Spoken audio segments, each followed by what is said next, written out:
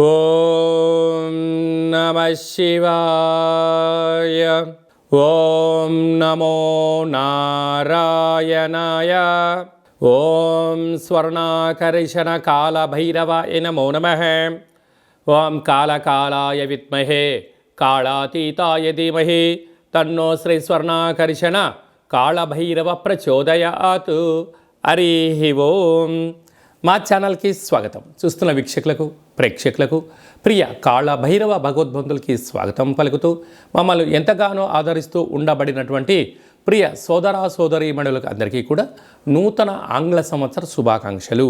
2025వ సంవత్సరానికి స్వాగతం పలుకుతూ ఈ 2025వ సంవత్సరంలో అందరికీ శుభం, జయం, లాభం జరగాలని కోరుకుంటూ అందరిపైనను నరదృష్టి నివారణ, అదృష్టాన్ని కలిగించేటువంటి కాళభైరవ స్వామికి ఆశీర్వాదాలను కోరుకుందాం.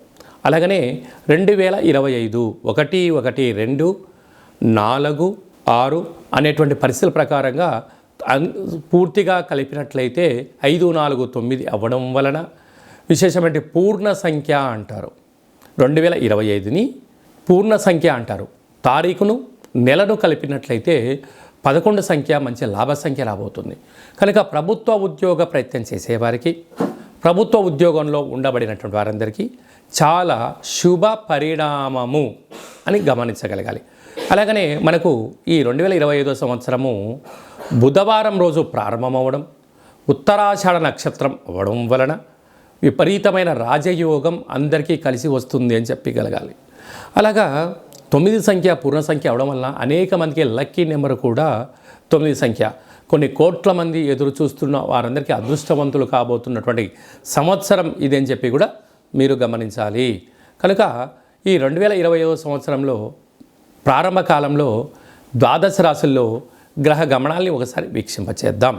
వృషభ రాశిలో దేవగురు బృహస్పతి సంచార స్థితి, మిథున రాశిలో విశేషమైనటువంటి మనకు కన్య రాశిలో కుజ భగవానుడు సంచార స్థితి, అలాగనే కన్య రాశిలో కేతు సంచార స్థితి, ధనుసు రాశిలో బుధాదిత్య రాజయోగం, రవి బుధ సంచార స్థితి ఉండడం, అలాగనే కుంభరాశిలో శుక్రుడు మరియు శని సంచార స్థితి, మీనరాశిలో రాహు సంచార స్థితితో నూతన ఆంగ్ల సంవత్సర ప్రారంభ కాలంలో గ్రహ గమనాలు ఈ విధంగా ఉన్నాయి. అందరికీ ముందస్తుగా నూతన ఆంగ్ల సంవత్సర శుభాకాంక్షలు.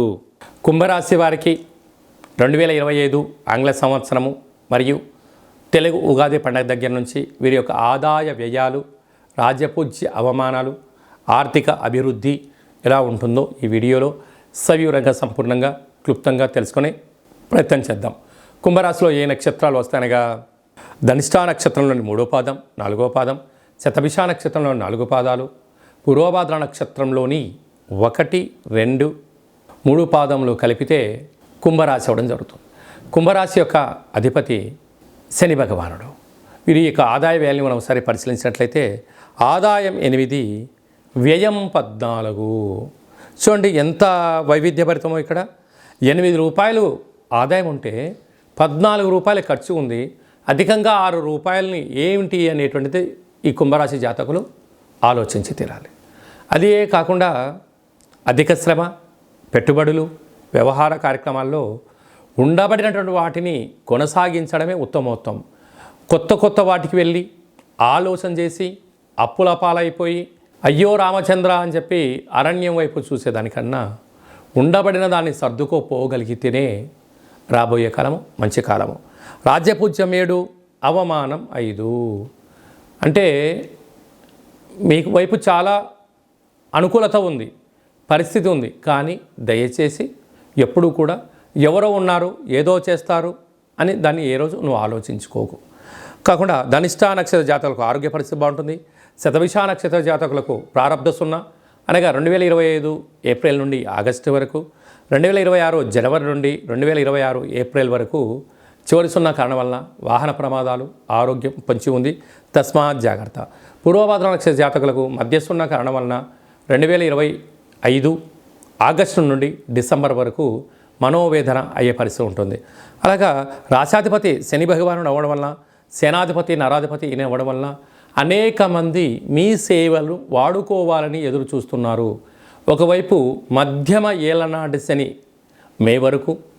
తదనంతరము శివరార్ధ సంచార స్థితి శని భగవానుడు ఈ సంవత్సరంలో మారడం, కుంభరాశిలోంచి మీనరాశిలోకి వెళ్ళడం, మీనరాశిలో ఉండబడిన రాహు రాశిలోకి రావడం, రాహుకేతులు ఛాయాగ్రహాలు ఈ సంవత్సరంలో మారడం, పుష్కరాల సందర్భంగా దేవగురు బృహస్పతి సరస్వతి నది పుష్కర సందర్భంగా మిథున రాశిలోకి సంచారం అవ్వడం వలన వృత్తులలో, ఉద్యోగాల్లో, వ్యాపారాల్లో అనేక రకాల మార్పులు కలబోతున్నాయి. సాఫ్ట్వేర్ రంగంలో ఉండబడిన వారు, సినిమా రంగాల వారు, ఛాయాచిత్రాల వారు, టెక్నికల్గా పనిచేసేటువంటి వారందరికీ కూడా మంచి కాలమే. కాకపోతే ఎప్పుడు అప్రమత్తత ఉండి తీరాలి. మీ జన్మ నక్షత్రం రోజున, అమావాస్య రోజున, అష్టమి తిథి రోజున కొనుగోళ్ళు, క్రయ విక్రయాలు, చెక్స్ అలాంటి వాటికి శుభ కార్యక్రమాలకు దూరంగా ఉండగలిగితే అనేక రకాల వాహన ప్రమాదాలు పొంచి ఉన్నాయి. కనుక పంచభూతాలతో మితిమీరిన వేగంలో నీటిలో దూకడాలు కానీ, ప్రయాణాలు కానీ చేయకపోవడం మంచిదని చెప్పి కూడా గమనించాలి. ఇలాంటి కాల సమయంలో ప్రతిరోజు సూర్యోదయమును పూర్వం లేయడం, సూర్య నమస్కారం చేయడం, సూర్య ఆసనాలు వేయడం, ఆవుకు, పక్షులకు ధాన్యాన్ని ఏర్పాటు చేయడం, ఆరోగ్యము, క్రమశిక్షణ, సత్ప్రవర్తన మీ జీవితంలో మరో మైలురాయి అధిగమించడానికి అవకాశం ఉంది.